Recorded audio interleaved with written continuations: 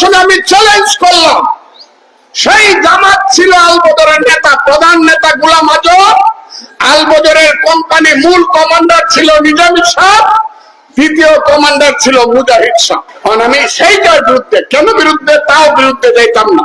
আমি জামাতকে বলছি যে জামাতের আমির, উনি বয়সে আমার চেয়ে 10 বছরের ছোট।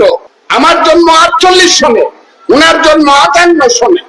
আমি উনাকে বলছি ভুলে যান 71 ভুলে যান, আমিও ভুলে যাই। আপনি যদি কোরআনের সংবিধান করতে চান বাংলাদেশে করেন, আমার আপত্তি নাই, কিন্তু মানুষ যদি আপনাকে সমর্থন দেয় তাহলেই করতে পারবে, ভোট দিলে, না হলে জোর করে করতে পারবেন না। বাংলাদেশের মানুষ যদি বলে ইয়েস, জামাতের কথা বিশ্বাস করে কোরআনের আইন করবো করে আমরা ভোট দিলাম, দেখ আমি সালাম দিব, জোর করে করবেন?